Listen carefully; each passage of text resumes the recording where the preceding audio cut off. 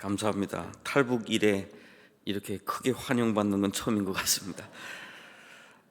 저는 대한민국에 온 지 지금 12년 됩니다. 그런데 사실은 탈북한 연도는 1997년도였습니다. 수많은 사람들이 굶어 죽어가고 있을 때에 이렇게 탈북을 했어요. 그래서 27년 정도 되는데 지금 오늘 제가 말씀을 통해서 저의 간증도 이렇게 나눌 텐데 이것이 20년 전의 이야기가 아니라 지금 이 시간에도 저 북한 땅에서 일어나고 있고 또 많은 사람들이 그렇게 지금 고통당하고 있다는 것을 염두에 두시고 좀 이렇게 들으시면 좋을 것 같습니다. 제가 오늘 성경 본문은 시편 102편 17절부터 22절까지의 말씀입니다. 제가 낭독하도록 하겠습니다.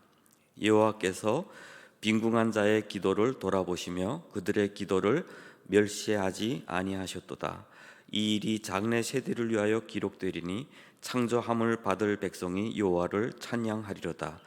여호와께서 그의 높은 성소에서 굽어보시며 하늘에서 땅을 살펴보셨으니 이는 갇힌 자의 탄식을 들으시며 죽이기로 정한 자를 해방하사 여호와의 이름을 시온에서 그 영예를 예루살렘에서 선포하게 하려 하심이라.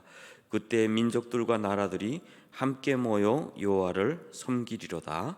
아멘.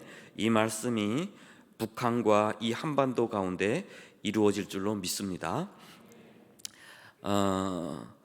저는 지금 12년 돼서 대한민국이 얼마나 좋은 나라인지 12년 됐는데 그 살은 한 20kg 쪘습니다.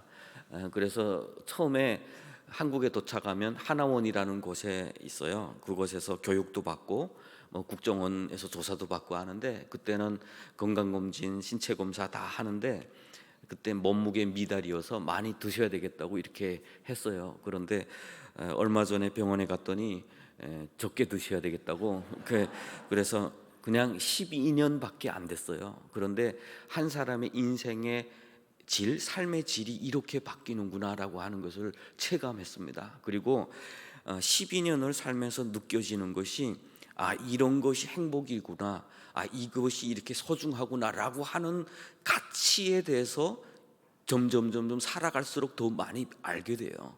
저는 북한에서 전문 대학까지 졸업한 사람입니다.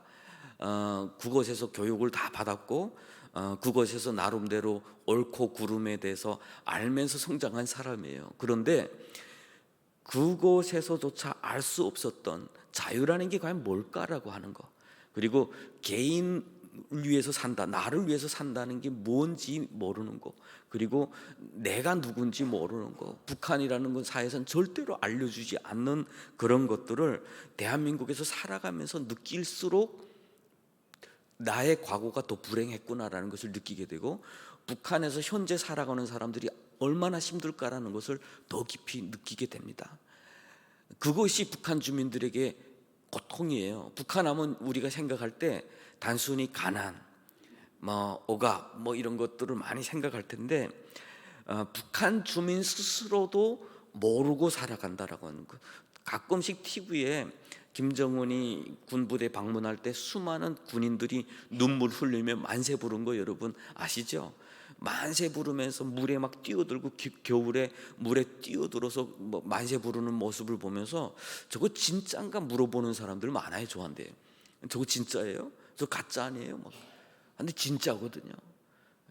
18살 그때 나이에 군대 나가서 10년 동안 군 생활을 하는데 북한의 군은 단순히 나라를 지키기 위한 것보다도 쇠뇌당하는 곳이기도 해요. 국가의 통치에 순종하는 법, 그리고 국가 수령에 충성하는 것, 그것을 쇠뇌당하는 가장 그 뇌가 활발하게 활동할 때 군이라고 하는 것에 데려가서 끊임없이 강제적으로 훈련시키고 교육을 시키고 그런 가운데서 사람들은 북한에서 내가 지금 여기서 무엇을 위해서 무엇을 하면서 사는지조차 모르고 살아가는 것이 북한 주민들에게는 가장 큰 고통이에요. 얼마 전에 우리 아들이 대한민국에서 그 아들은 중국에서 태어난 아들이지만 대한민국에서 7살에 한국에 와서 여기서 다 성장해서 군까지 얼마 전에 전역했어요. 대한민국이 얼마나 좋은 나라인지 그 전역할 때 돈도 두둑이 모아가지고 와서 여행 갔다가 오늘 돌아왔습니다. 그래서 좋았니? 좋았대요. 그런데 그 항상 군대 가기 전에 두들거려요. 가기 싫다고. 7살부터 자랐으니까 여기 물 먹었어. 대한민국 물 먹어가지고 군대 가기 싫어서 막 그러는 거. 저하고 저희 아내는 다 북한 사람이잖아요. 야, 여기가 군대냐? 1년 6개월이 무슨 군대야? 무조건 가. 막 해서 쫓아버렸어요. 쫓아버리고 면회도 그 한 번도 면회 못 갔어요. 주말마다 하는데 저는 목회자니까 면회도 못 가고 그냥 휴가 나오는데, 휴가는 또 왜 그렇게 많은지. 에? 그리고 또 뭐 밴드를 만들어 놓고 우리 아들들이 3명인데 큰 아들은 군대 가고 제일 막내는 어린이집 다녀요. 밴드가 2개 있어요. 하나는 군대 간 아들 밴드, 하나는 어린이집 밴드. 그래서 여기 군대는 어린이집 비슷하다 뭐 이렇게 이야기를 했는데, 군대는 참 좋은 곳이더라고요. 여기는. 근데 자기는 너무 힘든데 부모님들이 한 번도 자기 힘든 거 이해를 안 해줘서 자기가 좀 외롭대요. 그래서 어떻게 보면 북한이라고 하는 그런 곳에서는 뭐 북한의 국가가 존재하는 이유는 북한 주민들의 어떤 뇌를 마비시키고 오직 수령을 위해서만 충성하도록 하기 위해서 존재하는 국가와 같아요. 저는 대한민국에서 살면서 동남아도 가보고 구출 활동하기 위해서 뭐 가서 우리 탈북민들 데려다가 우리 한국 공관으로 막 데리고 들어가기도 하고 그런 일도 그 코로나 전에는 했었습니다. 그런데 그래서 가난한 나라도 한 번씩 가봤어요. 그런데 가서 보면 가난해도 행복한 나라가 있어요. 북한도 단순히 가난한 나라라면 이렇게 불행하지 않을 것 같아요. 그런데 그 가난은 인위적인 것이고 조작된 것이고 북한 주민들의 어떤 그 고통을 가중시키는 것이지 그것 자체가 고통은 아니죠. 결국에는 우리는 어려서부터 수령에 대해서 왜 충성해야 되는지, 그것만을 위해서 살아가는 것이 얼마나 고귀한 것인지 막 그것만 계속 교육받은 것 같아요. 실례로 제가 대학을 다닐 때, 전문대를 다닐 때 그때가 90년대였습니다. 수많은 사람들이 배고파서 굶어 죽을 때였어요. 굶어 죽는다는 말 제가 12년 와서 대한민국에서 살면서 말하기도 부끄러워요. 지금 같은 사회 가운데서 굶어 죽는다? 음식물 쓰레기가 이렇게 넘치는 땅에서, 바로 같은 하늘 안에서 같은 땅에서 여기가 추웠으면 북한도 같이 추워요. 거기가 더 추울 뿐이에요. 같은 계절을 살면서 여기서는 이렇게 풍요롭고 이렇게 자유로운데 저 땅에서는 저렇게 가난하고 그렇게 굶어 죽는다? 그것 어떤 때는 받아들이기가 힘들 때가 많아요. 그런데 그렇게 수많은 사람들이 굶어 죽을 때에 국가는 사람들한테 식량은 주지를 못하고 어떻게 했냐면, 사람들이 배고프면 뭡니까? 삶의 자리를 이탈을 하기 시작하잖아요. 그러면 과거에는 뭐 데려다 비판도 하고 혼내기도 했는데 사람들은 먹고 살기 위해서 다 뿔뿔이 흩어지기 시작하니까 그때 극형으로 뭘 했냐면 공개 처형을 많이 보여줬어요. 공개 처형. 북한에서 공개 처형은 단순히 이 사람이 형법 몇 조에 따라서 죽을 죄를 졌기 때문에 공개적으로 데려다 죽이는 게 아니에요. 필요에 따라서 지금 민심이 흔들리고 할 때는 전국적 범위로 인해서 공개 처형을 실시해요. 그리고 공개 처형을 실시할 때는 그 소학교부터 시작해서 소학교부터, 그리고 집에서 일이 없어서 노는 부양하는 부녀들까지도 다 데리고 나와요. 다 데리고 조직적으로 다 임무를 줍니다. 무조건 모여라. 그래서 공장이 24시간 가동하는 공장이 멈추면 안 되는 것 외에는 모두가 다 나와야 돼요. 그래서 사용장에는 인산인해예요. 쫙 모여서 재판을 합니다. 이 사람들은 무슨 죄를 지었다. 그런데 지금 와서 보니까 이건 죽을 죄도 아니에요. 옥수수 정부의 것을 2차례에 걸쳐서 120 몇 킬로그램 훔쳤고 술 50리터 훔쳤고, 그런데 재판할 때 이 죄가 어떻게 변경되냐면 나라의 생산을 위해서 노동자들이 그것을 먹고 생산을 해야 하나 이분들이 훔침으로 인해서 결국에는 국가의 생산에 막대한 지장을 줬기 때문에 이 사람들은 혁명의 원수다, 이렇게 재판을 가는 거예요. 그런데 대학생인 제가 그것을 두두면서 와, 이건 잘못됐다 생각을 못 해봤어요. 왜냐하면 북한은 수령이 하는 것은 무조건 옳다라는 강압적 교육을 받았기 때문에 그래요. 수령이 만들어내는 것은, 수령이 말하는 것은, 국가에서 지시하는 것은 무비판적으로 받아들이도록 우리는 교육을 받았기 때문에 그래요. 그래서 신선하네 라고만 생각했지 잘못됐다는 생각 못했어요. 그래서 공개 처형을 하는데 사형제였어요. 막내는 망을 받기 때문에 8년형을 처하고, 삼형제 위에 첫째, 둘째, 셋째는 총살 그 자리에서 즉석 말뚝을 세워놓고 3명을 매달아 놓고 한 사람 앞에 3명의 군인들이 서서 3발씩 하니까 한 사람 앞에 9발을 쏴요. 사람 1명 죽는데 총알 한 발이면 충분합니다. 그런데 왜 9발을 쏘냐? 사람들을 볼 때 최고로 공포심을 자극하기 위해서 그러는 거예요. 9발을 쏴요. 소학교 학생들 제일 앞에 앉고. 북한의 가장 큰 문제가 바로 이거예요. 생명 경시, 생명을 경시하도록. 그것을 계속 보면서 어려서부터 자란 사람은 수령에 대해서는 최고의 공포를 느끼지만 수령과 아닌 다른 생명에 대해서는 아주 생명을 경시하게 돼 있어요. 북한 인권이 어디서 문제가 생기냐면요, 수령이 직접 도끼를 들고 다니며 사람을 쳐 죽여서 인권 문제가 생기지 않았어요.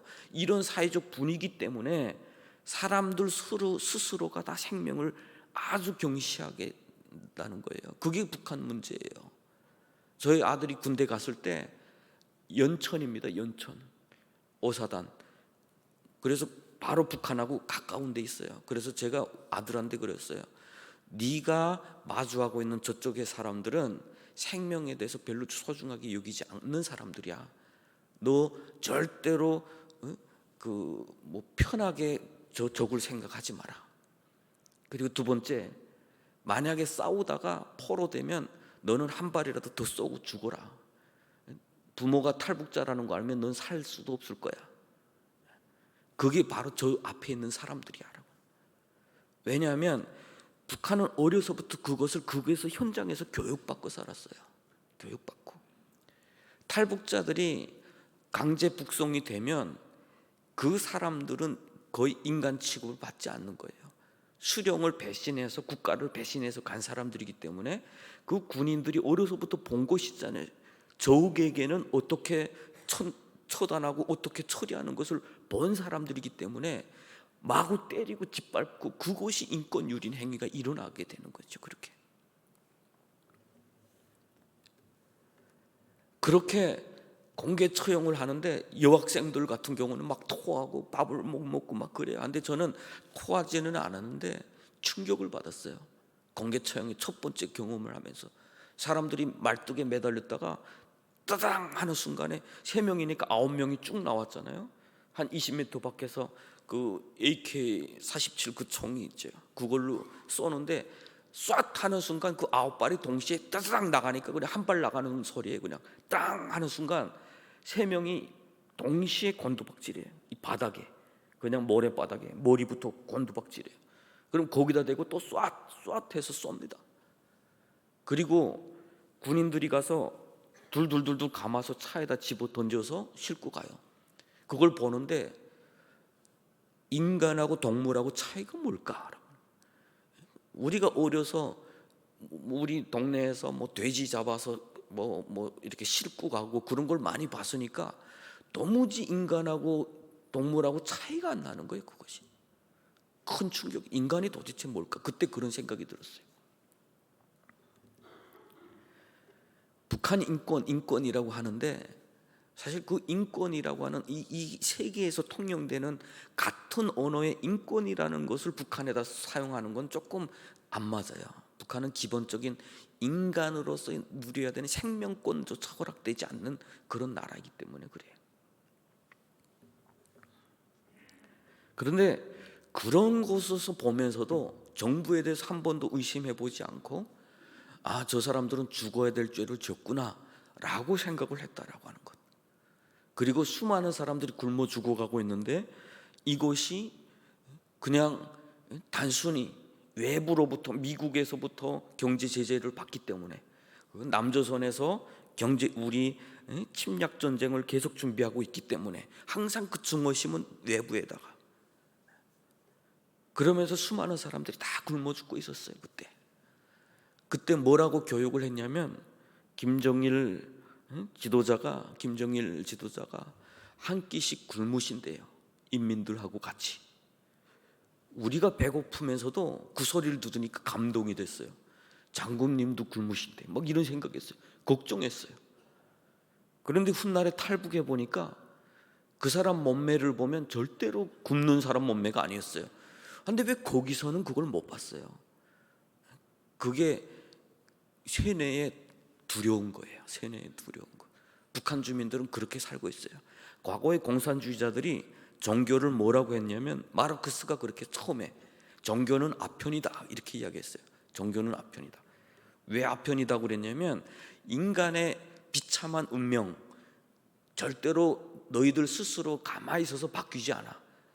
종교를 가져다가 그 고통을 마취시킬 뿐이지 너희들 운명은 여전히 아파라고 이야기를 했어요.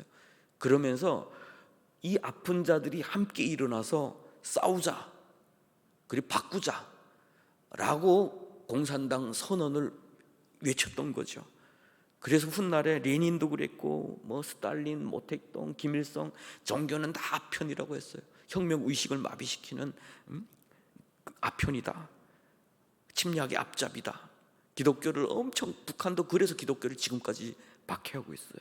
그런데 진짜 아편이 북한에서 지금 교육하고 있는 그 아편이에요. 자기들이 그 고통도 모르고, 자기들이 왜 그렇게 살아가는지도 모르고, 그 고통 가운데서 살면서도. 97년도에 제가 도무지 안 되겠어서 탈북을 해야 되겠다 결정했어요. 북한에서 나름대로 열심히 다 살아보려고 발버둥 쳐도 결국에는 안 되겠어요. 이거 이따가 굶어 죽겠다. 원래 이왕 중국으로 들어올 거 그러면 좀 먹을 것도 잘 준비해 가지고 좀 이렇게 고생 안 하고 탈북을 해야 되는데, 저 같은 경우는 마지막까지 그래도 북한에서 군인이라면 총알 한 발까지 다 쓰고 살아본다라고 하는 것 때문에 정말 최선을 다해서 살았어요. 북한에서 최선을 다해서 별의별 노력 다 했어. 그냥 마지막에 이제는 아무것도 없어. 이제는 앉아서 죽어야 돼. 그때 스스로 어떤 생각했냐면, 난 나라 배신하는 거 아니야? 이런 걱정도 하면서 동시에 내가 그래도 살아야 나라라는 것도 지킬 수 있다 라는 스스로 어떤 그런 위로를 하면서 탈북의 길에 올라섰는데, 그때는 이미 주머니에 아무것도 없어서 오는 도중에 계속 굶주리면서 그 살아서 중국까지 온 것도 사실은 기적이었어요. 그때 보면 굶으면서 그렇게 수많은 사람들이 다 먹고 살기 위해서 기차 위에 매달리다 보니까, 얼마 전에 뉴스에 기차가 이렇게 탈선해서 수백 명이 죽었다고 뉴스에 나왔죠. 그 동네가 제가 살던 동네였어요. 그 동네가 이번에 무슨 역 쭉 역 이름을 말할 때 얼마나 그 마음이 아프던지, 그곳에 우리 동네 누군가가 탔을 수 있을 텐데라는 생각을 하면서, 북한의 그 사회적 기반은 말이 안 돼요. 말이 안 돼. 그러면서도 그 돈을 가져다가 그렇게 사람들에게 좀 살 수 있는 것 기반을 하는 것이 아니라 계속해서 미사일만 만들어내고 무기만 만들어내고, 그렇게 97년도 2월 달에 탈북했습니다. 탈북해서 중국 땅에 딱 도착하는 순간 충격을 받았어요. 중국에 우리가 넘는 것은 툰이라고, 중국의 진이라는 것도 아니고 아주 여기서 말하면 아주 작은 동네예요. 동네. 그런데도 북한에 비하면 엄청 화려하게 불이 반짝거려요. 그래서 넘어와 봤더니 그 상점에 문을 열어놨는데 초저녁에 넘었거든요. 우리는 밤에는 다 매복에서 지키기 때문에 초저녁에 밥 먹으러 갔을 시간에 금방 해가 지고 컴컴해질 때 그냥 넘었어요. 멀리서 사람 보일까 말까 할 때. 그때는 정말 그냥 죽기 살기로 해서 넘었는데 넘을 때 보니까 내가 그 탈북하는 그 길에 군인들이 숨어서 지내는 이렇게 잠복 처소가 딱 있더라고요. 근데 그때 사람은 없었어요. 그래서 거기를 지나서 오름 우루 도망쳐서 그 넘어와 보니까 그 마트 앞에 그 음식이 가득 쌓여 있어요. 그런데 그 상점 주인이 어디 간지 보이지도 않아요. 북한 같으면 다 없어졌을 텐데. 그래서 그때 마음속에 야, 북한에서 굶어 죽지 말고 다 여기로 넘어오지. 여기 이렇게 많은데. 그리고 다음 날부터 계속 충격이었어요. 음식물 쓰레기가 그 하수구에서 파내는 거 보니까 다 음식물 얼은 것들을 막 파내지. 음식 쓰레기장에는 죽은 동물들이 막 여기저기 버려진 것들이 가득하지. 북한에서 그거 다 먹을 수 있는 것들이 다 먹을 수 있는 것들. 충격을 받았죠. 도대체 여기는 왜 이렇게 잘 살지? 왜 북한은 못 살지? 이게 딱 보는 순간 그때부터 사람은 생각하게 되더라고요. 왜 이런 거야?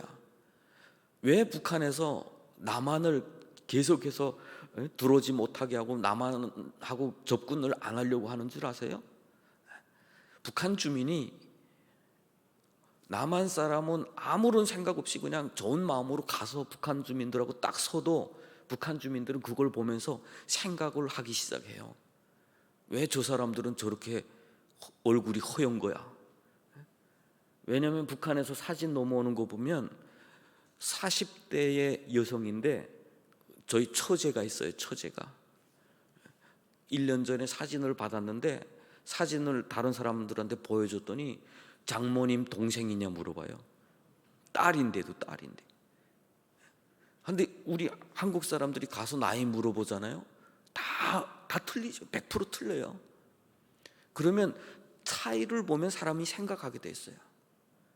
그리고 뭐 그것 때문에 남한과 교류하는 것 때문에 북한 주민들이 그 느껴야 되는 그 사상적인 그 갈등, 그것은 북한 정권이 무엇으로도 해결하기 힘든 거예요. 그래서 남과 북은 좋게 화평할 수가 없어요. 어떻게 보면 그래요. 현실이 그래요. 우리는 아무 의도 없이 가서 뭐 쌀을 갖다 주고, 옛날에 어떤 분 그러잖아요.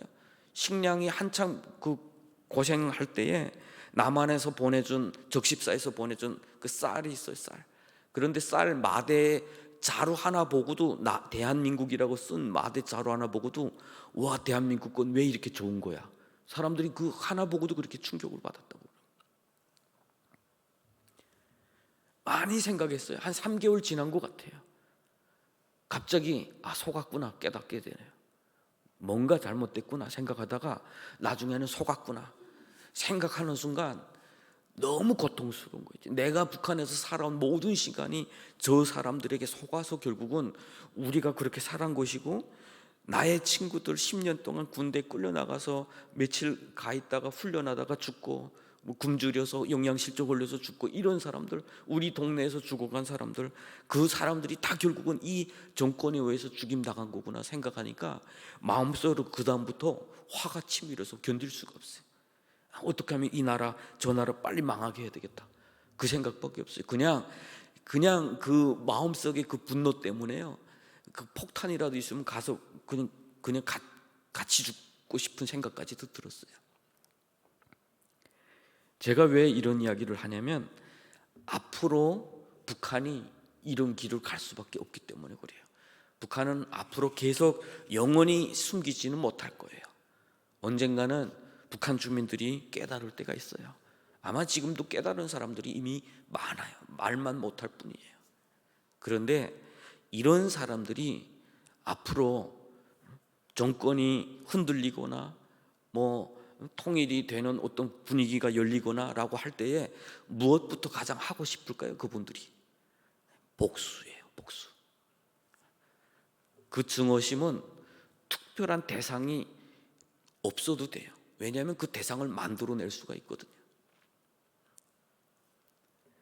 그래서 우리 주변에 이라크, 리비아 이런 나라들을 보면 독재자들이 무너진 자리에 좋은 나라가 오기보다는 오히려 혼란스러운 나라가 되는 경우가 많고, 국단주의적 세력이 그런 곳에서 또 만들어지기도 해요. 앞으로 통일은 그런 문제를 안을 수밖에 없다라고 하는 겁니다. 그런데 제가 98년도에 한 1년 정도 방황하다가 선교사님을 만났어요. 한국교회에서 파송한 선교사님을. 저는 지금 대한민국에 와 있는 3만 4천 명의 우리 탈북민들, 그리고 대한민국에 지금 한 50여 개의 탈북민 교회가 있고요. 목회자, 신학생 포함해서 한 200명 가량이 돼요. 그런데 이 사람들이 모두가 다 우리 대한민국 교회와 성도님들이 눈물로 기도하고 헌신의 열매예요. 기도의 응답이기도 해요. 왜냐하면 90년대 제가 보니까 그때 우리가 한국 라디오, 그 중국에 들어와서 라디오로 계속 들었는데 IMF 이런 소리를 계속 들었어요. 이 IMF가 뭔가 그때는 잘 몰랐어요. 그런데 그때 들어보니까 대한민국은 IMF 때문에 수많은 그 기업이 파탄나고 일자리를 잃고 가정이 깨지고 뭐 사람들이 뭐 자살하고 나라를 살린다고 국민들은 금을 빼서 팔고 달러를 없으니까 그때 한국 교회는 오히려 헌금을 내서 그 달러를 바꿔서 선교사님이 그 달러를 가지고 중국으로 들어왔어요. 그때 우리한테 오셨던 선교사님이 공항에서 그런 마음이 들었대요. 내가 이렇게 가는 것이 맞는가라는, 나라가 달러가 없어서 이렇게 흔들리고 있는데 내가 달러를 가지고 지금 저 땅에 가서 탈북자들한테 가서 복음을 증거하는 것이 맞는가라는 생각까지 했었대요. 그런데 그때 하나님께서 나가야 나라가 산다라는 그런 마음을 주셔서 순종하고 나왔다라고 우리한테 그때 말씀하셨어요. 그러면서 우리한테 복음을 증거해 주셨는데 그때 예수 믿고 나니까 바뀌는 것이 있어요. 증오심. 눈물을 흘리며 주님을 영접할 때에 첫 번째 하는 것이 뭐냐면, 이 모든 것 진짜 하나님 저 나라를 회복하신다면 내가 가지고 있는 이 모든 그 증오심 십자가 앞에 내려놓겠습니다 라는 고백을 처음에 하게 하시는 것이 바로 복음 앞에서 그랬어요.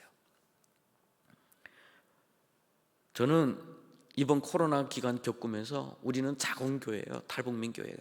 뭐 아이들 다 포함해야 70명 정도 되는 그런 교회인데 코로나 때 상가 건물입니다. 그러니까 이게 공무원들이 계속 나와서 그 거리두기 앉았는지 계속 체크하고 가셨어요. 거의 매주 왔어요. 우리 교회가 엘리베이터 있어서 그런가 봐요. 그 어떤 교회는 엘리베이터 없이 5층이니까 안 올라온다고 하더라고요. 근데 우리 교회는 엘리베이터 있어서 그런지 계속 올라왔어. 지켜보고 체크하고 가고 그러는데 막 교회마다 또 공격을 엄청 많이 받았잖아요. 그때 제일 먼저 들었던 생각이 뭐냐면, 대한민국 교회가 무너지면 북한은 희망이 없다 하는 생각이에요. 90년대부터 제가 제 인생 그대로 돌이켜보면 가장 북한 주민들이 가장 고통당할 때 그 자리에 늘 있었던 것은 한국 교회였거든요. 그리고 선교사님들이었고, 그리고 나 개인의 어떤 그 신앙의 경력을 봐도 예수 없을 때 나는 오직 그 증오심, 상처받은 그 증오심 때문에 복수가 꿈이었던 사람이었고, 예수 믿고 나니까 회복, 이 민족의 회복이 꿈으로 바꾸어 놓으셨던 그 은혜를 경험했던 사람이기도 했어요. 그래서 우리 성도들하고 같이 구호를 외쳤어요. 대한민국 교회는 대한민국과 고난당하는 북한 주민들의 희망입니다. 교회는, 나는 교회의 희망입니다 라는 그런 구호를 매주 광고 시간마다 계속 외쳤어요. 이것은 구호이기 전에 우리의 고백이었어요. 북한은 복음이 없이 북한이 회복된다? 그건 있을 수 있는 일이 아닙니다. 회복되는 순간 또 다른 재난이 올 수밖에 없을 거예요. 그때 많은 분들 이름이 제가 김건능 하면 오해를 하세요. 마음속으로 저 사람 왜 저렇게 교만해 막 이런 분들이 있어요. 혹시 그렇게 생각 드신 분들이 있다면 회개하시면 되겠습니다. 왜 김건능이 됐냐? 북한은 권능이라는 단어를 안 써요. 이 단어가 뭐 이렇게 크고 세고 이런 건 몰라요. 그런데 예수 믿고 나서 막 그 감사, 기쁨, 그 충만, 그것 때문에 북한을 위해서 순교합시다 이런 말을 정말 많이 했어요.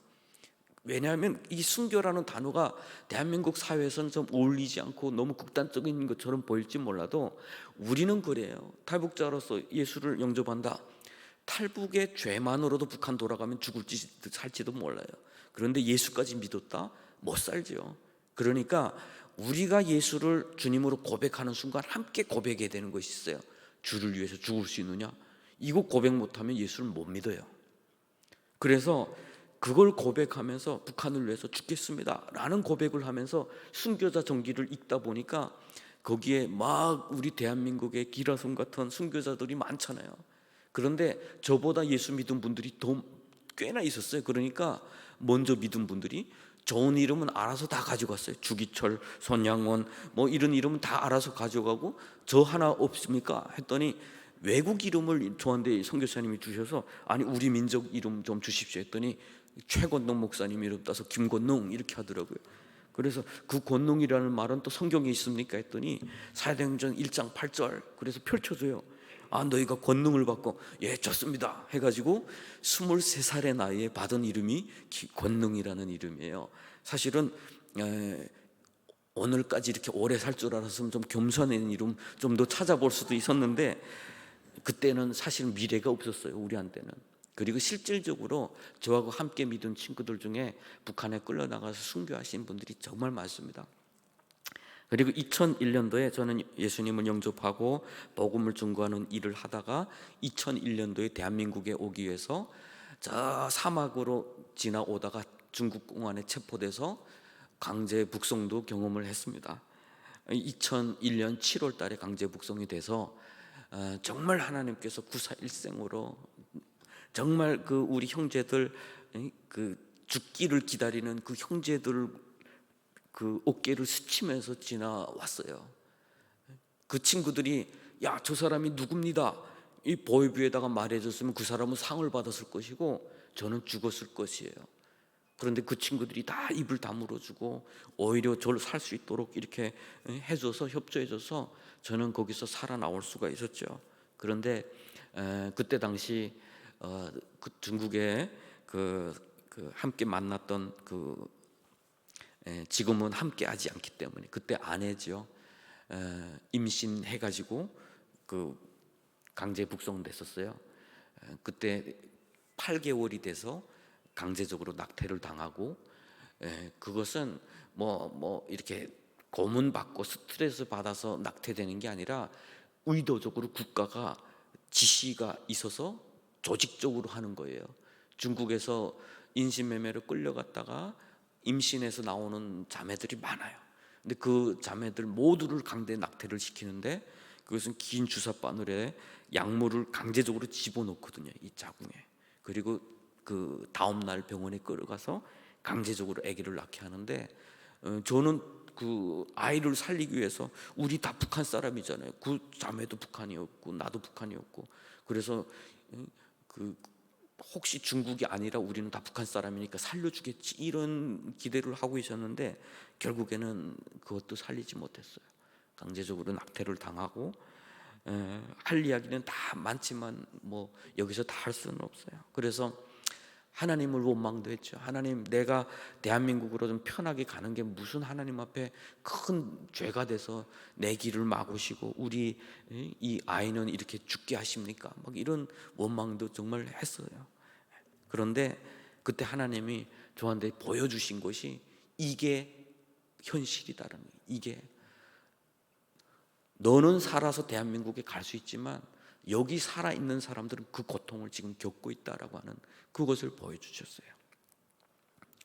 결국은 그해 10월 달에 다시 탈북을 해서 그때부터는 또 어떤 일을 했냐면 우리 탈북민들을 조직해서 대한민국으로 보내는 일을 했습니다. 그때부터는 그 마음에 그런 생각이 들었어요.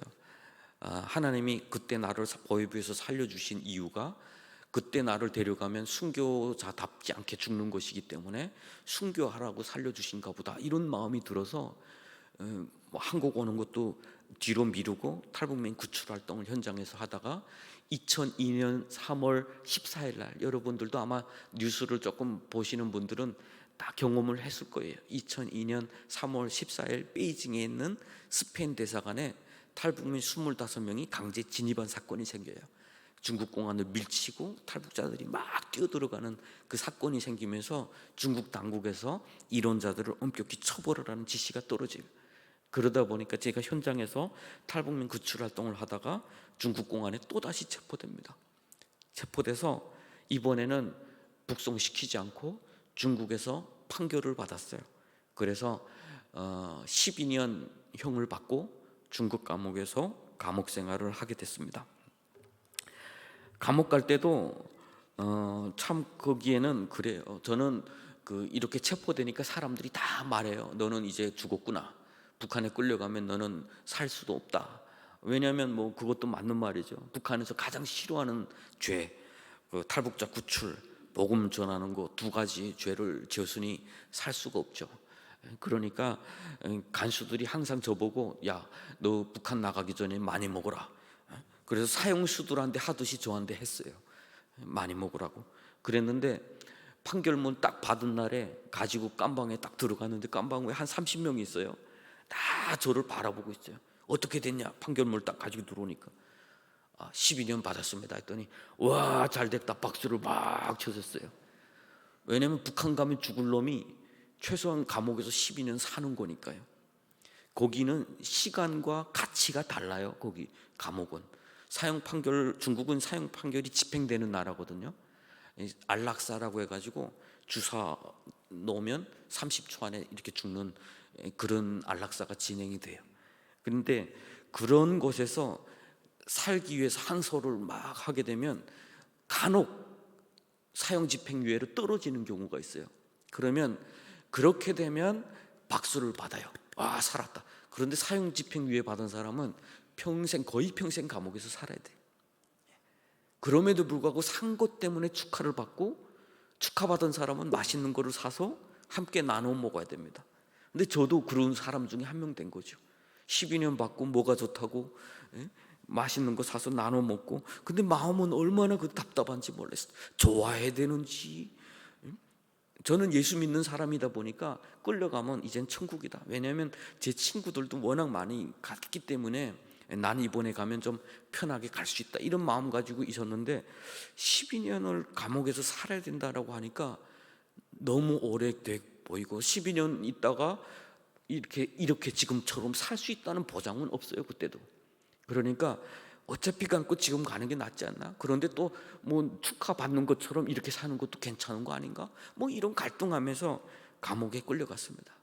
감옥에 끌려가서 긴 감옥 생활을 중국에서 보내게 되었는데, 참 어떻게 보면 거기 나의 신앙의 어떤 그 훈련하는 시간이기도 했어요.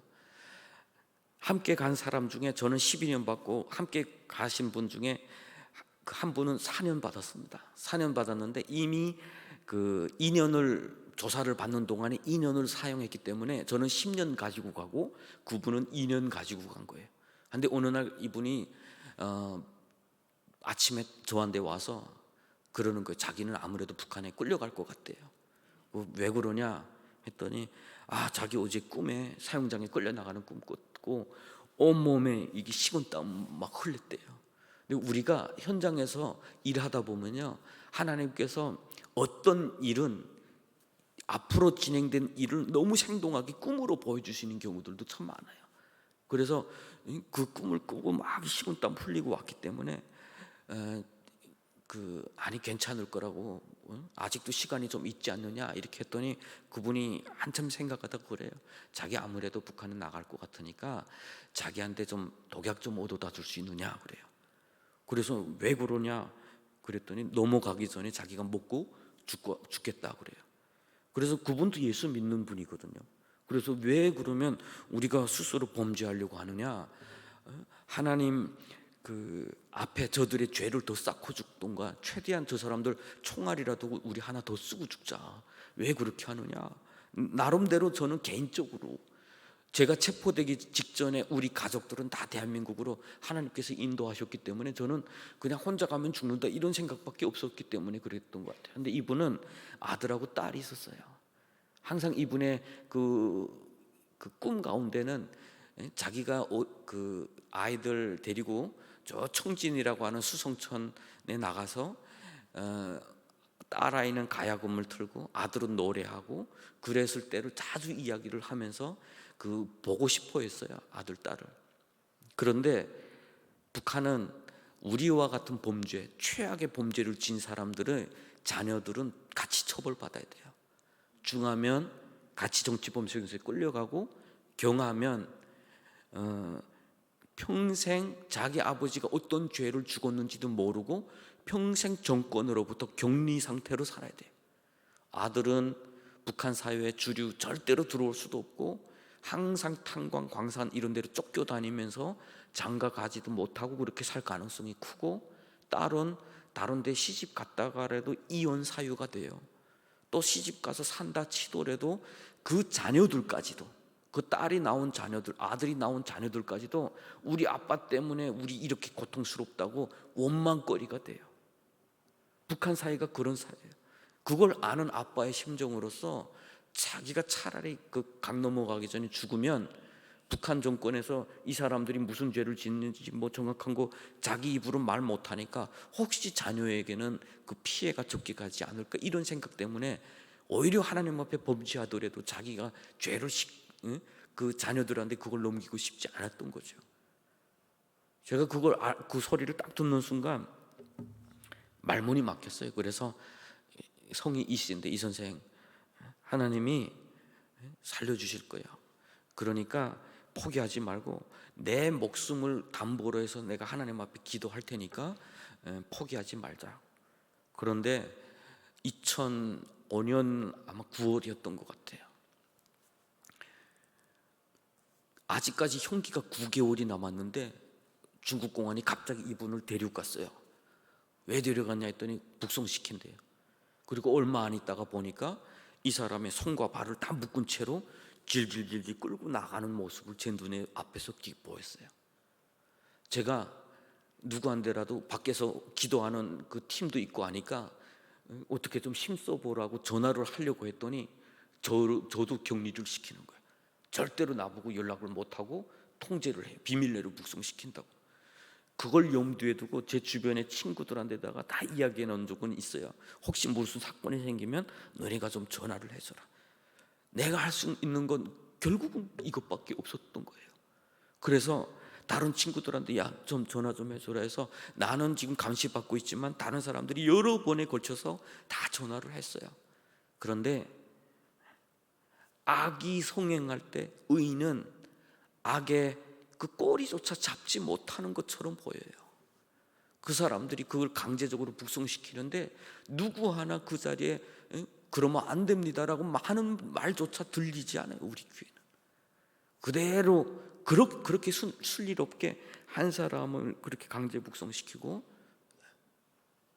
결국은 그분은 1년 후에 소식을 들어보니까 그냥 제가 이렇게 소식을 이렇게 좀 심부름 시켜서 훗날에 북한으로 끌려나가는 분한테, 그분은 정치적인 안건은 없으니까 다시 살 수 있는 사람이니까 그분한테 심부름 시켰는데, 자기가 나가기 전에 이 선생이 갔다라고 하는데 그 갔다는 개념을 잘 모르겠어요. 아직도 처형했다는 말인지. 보통 우리 안에서, 감옥 안에서 갔다는 말은 처형시켰다는 말이 쓰거든요. 아니면 정치범죄에 갔다는 말인지. 감옥에서 제가 엄청난 그 고통의 시간, 하나님이 안 계시는구나, 하나님이 안 계시는구나. 차라리 하나님 믿지 않고 원래처럼 미워하고 증오하다가 죽어버리는 게 나을 걸 그러지 않았나, 막 이런 생각을 하면서 얼마나 그 감옥에서 힘든 시간을 보냈는지 몰라요. 몸도 감옥이고, 그 중국 감옥은 뭐 상황이 아주 열악해요. 북한과 다른 점은 배 골치 않는다, 굶어 죽을 일은 없다. 북한은 배고픔이 가장 큰 고통이라면, 그런 강제노동에 뭐 어쨌든 그런 것은 최악이 힘들어요. 그런 가운데서 그 상황 최고의 열악하고, 하나님 믿는 사람들은 그나마 하나님이 살아계시는 그것만으로도 넉넉히 그 고통도 기쁨으로 이겨내갈 수 있거든요. 그렇게 지금까지 견뎌왔던 것 같아요. 그런데 그 순간에 하나님이 안 보이니까 다 무너지는 것 같아요. 그냥 그대로 죽어버렸으면 좋겠다라는 생각도 많이 하고, 그런데 하나님은 여전히 살아계시는 분이에요. 저도 잘 모르는 중국의 아주 작은 교회 한 목사님을 통해서 저한테 찾아오셨고, 중국 감옥은 친척이 아니면 면회도 안 되고 편지도 안 됩니다. 그래서 지금 저는 그 감옥에 있던 친구들, 요새 제가 그분들 좀 돕기도 하는데 그 감옥에 많아요. 우리 탈북민들 북한에 마약을 내다가 팔다가, 어떻게 보면 북한 사회가 만들어낸 비극이죠 사실은. 지금 중국 감옥에 살고 있는 분들이 참 많은데, 그분들이 저한테 가끔 편지 올 때 보면 매부라고 와요. 매부. 왜냐하면 친척 아니면 편지 거래가 안 되기 때문에. 그 목사님도 저한테 고모라고 편지가 왔어요. 그래서 그렇게 편지 거래를 시작을 하면서 그 편지 속에 담겨져 있는 하나님의 사랑과 그 위로하심을 계속 경험을 하면서 다시 회복되기 시작을 했어요. 그러면서 제가 한 10년이라는 시간을 감옥 보낼 때 다시 하나님을 만나는 시간, 아니면 하나님을 더 깊이 만나는 시간이 있었는데, 그게 뭐냐면 어느 날 일기를 쓰고 있는데 하나님이 저한테 질문을 주셨어요. 너는 크리스천이냐 민족주의자냐라고 하는 질문이에요. 그 질문 앞에서 민족주의자로서 나는 부끄러움이 없이 나는 살아왔던 것 같고 지금도 그런 것 같아요. 그런데 예수의 제자냐 크리스천이냐라는 질문 앞에서는 흔들렸어요. 내가 정말 주님을 바로 믿은 건 맞는가? 내 민족, 내가 당했던 그 고통이 아파서 예수님께 매달렸던 사람, 그러다가 그 고통이 해결되지 않으면 예수님을 차버릴 수 있는 그런 사람, 그런 사람이 아닌가라는 그런 생각을 정말 많이 했던 것 같아요. 북한의 현장에서 일하는 선교사님들도 그렇고 현장에서 일하는 사람들은 그 질문을 꼭 넘어갈 수밖에 없어요. 왜냐하면 북한은 그 상황이 너무 열악하거든요. 그 고통당하는 사람들에게만 초점을 맞추면 하나님이 안 보여요. 우리 탈북민들이 대한민국에 와서 예수님을 영접하기가 힘든 이유가 그들이 걸어왔던 길이 너무 고통스러웠기 때문에 그래요.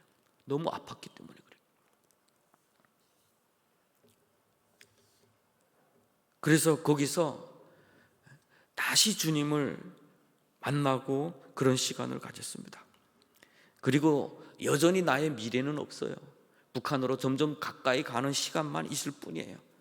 먼저 끌려나갔던 사람이 훗날에 전화와서 북한 보위부에서 너를 무조건 데려오겠다고 지금 장담하고 있다고 그렇게 이야기해요. 그래서 그 소리를 듣고 나도 언젠가는 북한에 가야 되는구나, 이런 준비를 지금 하고 있었어요, 나름대로. 그런데 2011년 12월 18일 날, 2011년 11일 마지막 주일을 보내고 있는데 감옥에서 경찰들이 저를 다 불러내요. 그래서 경찰들이, 저하고 좀 관계 좋은 경찰들이 많았거든요. 경찰들도 좋은 사람 있잖아요. 그런 사람들이 볼 때 저는 뭐 기독교인은 아니니까 신앙 쪽으로는 모르고 그냥 인권 활동하다가 들어온 사람으로 이해하고 저를 존경한다고 막 이렇게 이야기를 하면서 당신이 살 수 있다면 자기가 모아놓은 돈을 전부를 줄 테니까 얼마든지 이야기하라고 막 그런 경찰들도 있었어요. 그래서 그런 분들이 와서 뭐 나를 가기 전에 발해주려고 하나 하고 내려갔더니 저를 데리고 그 처벌방에 데리고 가서 옷을 홀딱 다 벗기고 다 검사하고 수세하고 족쇄를 이렇게 채우는 거예요. 채우는데 그 사형수들한테만 채우는 게 있어요. 여기는 이게 수세라고 하고 발에다 채우는 걸 족쇄라고 하는데 그 사이에 큰 쇠사슬로 또 연결되어 있어요. 보폭도 좁아요, 이렇게. 그래서 들고 뀨뚱뀨뚱거리면서 이렇게 걸어가는 그런 건데, 그날따라 엄청 또 추운 때였어요. 12월 달에 장춘이라고 하는 데는 엄청 추워요. 또 장춘에 가서 감옥 생활했는데, 그래서 그렇게 묶인 상태로 있다가 19일 날 새벽이 돼서 저를 또 따로 태워가지고 아직 형기가 하루 앞당겨서 비밀내로 또 북송시켜서 차를 태우고 나갔어요. 이 사람들의 그 태도를 보니까 나를 완전히 북송시키기로 작정한 것 같더라고요. 보니까 저하고 친하게 지내던 경찰도 몰라요, 내가 이렇게 나가는 거. 다 연락 끊고 지금 데리고 나가기 때문에 이제는 안 되겠구나, 이런 마음으로 나왔습니다. 근데 그날따라 날이 엄청 추웠어요. 차가 속도를 제대로 내지를 못했어요. 고속도로가 다 얼어 있기 때문에. 그래서 11시 넘어 도착하다 보니까 변방에 딱 그 변방이라고 하는 곳에 가면 우리가 거기에 도착하면 그 사람들이 그 차에 우리를 태워서 바로 북한에다 넘겨다 주고 데려오는 사람들이 있어요. 근데 그런 사람들이 가니까 없어. 밥 먹으러 갔대요. 근데 11시 반인데 다 일찍이 지금 들어간 거예요. 자, 전화하는데 전화도 안 받아요. 그러니까 우리 보고 가서 밥 먹고 그래요. 근데 제 그때 모습이 어떤 모습이냐면 중국 감옥 옷, 아주 두툼한 속옷, 줄이 쭉쭉쭉 간 그런 옷, 머리를 기른 지 2달 된 머리, 그 중국 감옥은 15일에 한 번씩 깎아야 됩니다. 이렇게 빡빡 깎아야 돼요. 그래서 그런데 2달 나오기 전에 2달부터 키울 수 있어서 한 요만큼 자란 머리에 지금은 제가 인생에 제일 멋있는 몸매예요. 지금 제일 잘생긴 모습을 보고 있어요. 그때는 살이 다 빠져서 강대뼈밖에 없고 막 이런 모습에 끌려 나와서 지금 밥 먹으러 가야 된다고 생각하는데 내가 들어가면 식당이 망할 것 같아요. 그래서 당신들만 가서 밥 먹고 오면 안 되겠습니까 했더니 안 된대요. 그래서 차 끌고 나오면서 뭘 먹을까 막 돌아보고 있어요. 그래서 뭐 마지막 점심이니까 먹고 가야 되겠다 이렇게 생각하고 있는데 다시 전화 왔어요. 간부가 왔다. 아유, 잘 됐네. 야를 버려놓고 우리 편안하게 먹자 하고 딱 돌아왔는데 사복 입은 사람들이 딱 기다리고 있는데 그 사람들은 나를 북송시키려고 온 사람이 아니라 나를 도와주려고 온 사람들이었어요. 이제 뒤에 부분에 이야기를 할 테지만 그분들이 저를 사무실에 들어가라 해놓고 경찰들한테 뭐라고 이야기를 했어요. 그러니까 경찰들이 갑자기 아니 당신들이 어제까지 데려오라 해서 왔는데 왜 이렇게 바뀐 이유가 뭡니까? 그러니까 위에서부터 무슨 지시가 있었습니다. 어쨌든 우리는 모르니까 데려가시오 이렇게. 그 사람들이 받지 않으면 나를 북송시킬 일은 없어요. 그래서 지금 옥신각신하다가 그분들은 가버리고 경찰들은 사무실에 들어와서 제 옆에서 아무 말 없고 나는 지금 무슨 상황인지 모르고 그리고 한참 침묵이 흐르고 있는데 옆에 경찰이 핸드폰 삥삥 울리니까 핸드폰 딱 보면서 야, 너네 김정일이 죽었구나 이 말을 전해주는 거예요. 그날이 바로 2011년 12월 19일이었어요.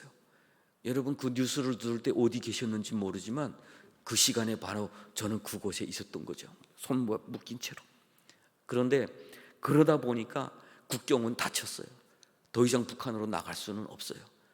그러다 보니까 그날 밤에는 호텔에 경찰들이 다 이렇게 지키고 호텔에 이것도 풀어주지 않아서 묶인 채로 호텔에서 누워서 자는데 원래 죽기를 작정한 사람은 다른 생각 없으니까 편안한데 그냥 이젠 가는구나 뭐 이런 생각이 있는데 살 수도 있네 하는 순간 더 스트레스 받는 거 아세요 여러분?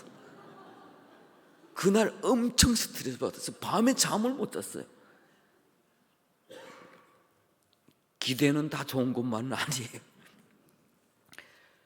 밤새 못 자고 다음날 아침엔 또 이 사람들이 오늘은 북송시킨 거 아닌가 막 생각하고 있는데 그날 저녁까지 경찰들은 어떡하나 나를 북송시켜야 된다고 막 떼쓰면서 있다가 그날 밤 12시가 감옥에서 나를 통제할 수 있는 마지막 시간이에요. 그러니까 어쩔 수 없으니까 저를 다시 데리고 그 연길에 있는 공항국의 출입국 관리처라는 곳에 넘겨주고 감옥에선 가버렸어요. 중국 공안에 넘겨준 거죠. 또 출입국을 전문 관리하는 공안에. 공안에 가자마자 저보고 욕해요.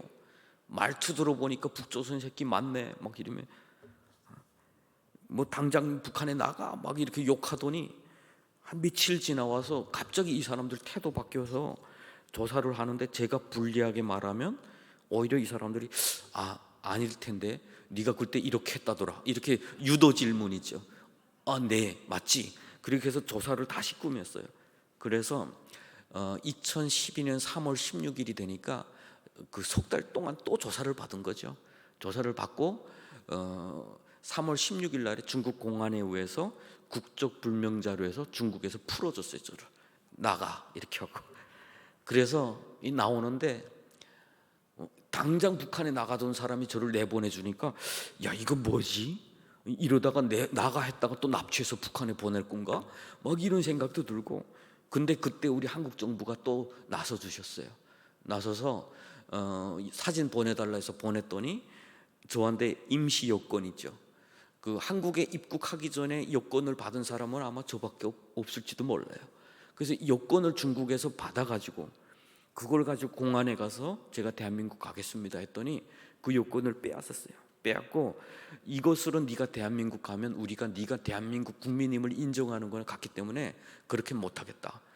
그러면서 오히려 자기네가 유행증을 다 만들어줘서 2012년 4월 17일 날에 영길공항에서 추방하는 형태로 해서 중국 공안에서 다 나오고 한국 영사관에서 또 영사님이 나오고 그리고 또 뭐 한국 정부에서 마련해준 아시아나항공 제일 뒷자리를 또 타고 영길공항에서 바로 비행기를 타고 대한민국 인천공항에 도착하게 된 거죠. 하나님께 영광을 올립니다. 그때의 인천공항 이렇게 영길공항 멀어질 때 저한테 하나님이 어떤 마음을 제일 강하게 주셨냐면 내가 한다라고 하는 것이었어요. 내가 한다. 여러분, 북한은 하나님은 하시에요. 하나님이 하실 때는 완벽하게 하십니다. 지금 우리는 때를 기다릴 뿐이에요. 때를 기다리고 얼마나 우리가 지금 준비되어 있느냐. 북한 주민들에게 앞으로 그들이 알게 될 세계의 증오심을 품고 원망을 품을 수 있는 그 북한 주민들에게 우리가 얼마나 복음을 증거할 수 있는 준비가 되어 있느냐, 얼마나 그들을 이해하고 얼마나 그들을 위해서 기도하느냐라고 하는 것이 지금 때를 기다리는 것 같아요, 하나님께서. 그래서 저는 이번에 또 우리 이 교회가 북한에 대한 또 마음을 품고 또 이렇게 기도하는 자리, 또 준비하는 자리로 이렇게 저를 또 불러주셔서 얼마나 감사한지 모릅니다. 저는 국정원에 도착했을 때 국정원에서도 저한테 그랬어요. 너 간첩하냐? 그래요. 왜 그러십니까? 했더니 왜 자꾸 죽을 때서 살아왔냐는 거예요. 북한에 갔을 때 살아왔대요. 이번에 또 살아왔대요. 그래서 하나님이 하셨습니다 했더니 그거 안 된대요. 그 자기네를 설득해야 되는데 그 납득해야 된대요. 그렇지 않으면 네가 조사관이 네가 간첩이 아니라는 건 자기 상부에다도 말해야 되는데 이 사람이 하나님이 살려주셨습니다 하면 자기 잘린대요. 그래가지고 독감방에서 거짓말 탐지기도 앉아서 뭐 보이부에서 파송했습니까? 막 이런 질문도 받고 20며칠 독감방에 있기도 했어요. 그러면서 어떻게 보면 하나님께서 하시는구나라고 하는 것을 더욱 확신했던 어떤 그런 시간. 그리고 저 같은 경우 이 사람 살려주셔야 됩니다 하나님 앞에 띠를 쓰다가 안 되니까 원망하고 하나님 안 하십니다, 이럴 거면 차라리 내가 하겠습니다 이렇게 원망했던 저에게 직접적으로 보여주시면서 하나님이 하신다, 그리고 하나님이 하셔야 완벽하게 하신다라는 것을 저한테 보여주신 것 때문에 저는 지금도 북한은 아주 최악이에요. 최악. 그리고 70년이라는 분단, 80년이라는 분단의 시간이 흘러가면서 점점 사람들에게 있어서 통일은 부담이에요. 그리고 그것에서 사는 사람들에 대해서 이해도 지금 못하고 있어요.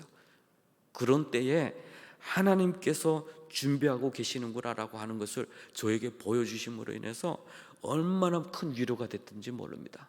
앞으로 북한에 돌아갔을 때에 이곳에서 남한교회가 포기하지 않고 그동안 90년대부터 기도하면서 이런 일들을 했습니다라는 이 역사적 자료가 있죠. 앞으로 그 역사적 자료가 북한 주민들에게 읽혀지면 북한에 엄청난 사람들이 교회로 몰려들 거예요. 엄청난 사람들이. 왜냐하면 그때 교회밖에 없었거든요. 탈북자들에게 이거 안 됐네라고 말을 하는 사람들은 많아도 자기 목숨 걸고 와서 복음 전하고 도와주고 이런 사람들은 크리스천들밖에 없어요. 교회밖에 없었어요. 저는 이것이 앞으로 하나님께서 북한을 오히려 순교자의 피가 흐르는 땅에서 하나님이 쓰시는 나라로 바꾸기 위한 어떤 또 다른 준비가 아닌가라는 그런 생각을 해요. 예수님 오시는 그 날을 위해서 히든 카드로 오히려 북한을 감추고 계시는 건 아닌가라는 그런 생각을 하게 됐던 겁니다.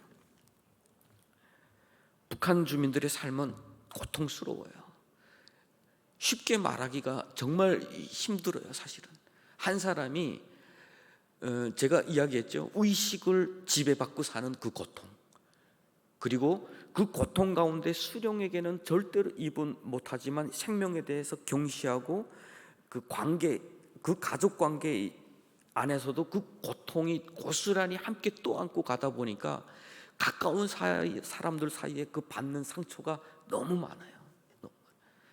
우리가 함께 정말 최악의 배고픔 상황이 지속이 되다 보면 어떤 사람들이 가장 상처를 주는 사람들인 줄 아세요? 같이 숟가락을 뜨는 사람들이 그래요. 알게 모르게 의도적으로 의도적으로 그래요. 북한에서 가장 처음에 굶어 죽은 사람들 부류 중에 알턴 사람들이 약하니까. 두 번째 장애인들, 특별히 지적 장애인들 같은 경우는 배 부르고 뭐 정상적일 때는 엄마 따라다니면서 일도 같이 하고, 뭐 우리 어릴 때는 동네에서 우리하고 같이 형 누나 부르면서 같이 놀았고. 그런데 배고프니까, 이분들은 배고픔밖에 모르니까 북한은 한 번 밥에 넣고 여러 끼를 먹어야 돼요. 여러 명이 나눠 먹어야 돼요. 한 번 뗄감도 부족하기 때문에 그래요. 이렇게 추운 날에도 집안에다가 한 번 그냥 겨우 밥에 먹을 수 있는 불만 떼고 이불 펴놓고 다 오고고 모여서 겨울을 나야 돼요. 그런데 이 장애인들 같은 경우는 다른 사람들 살기 위해서 일터로 나가야 되는데, 장애인들은 집에서 배고프니까 그 먹을 것을 다 가져다 먼저 먹어버리잖아요.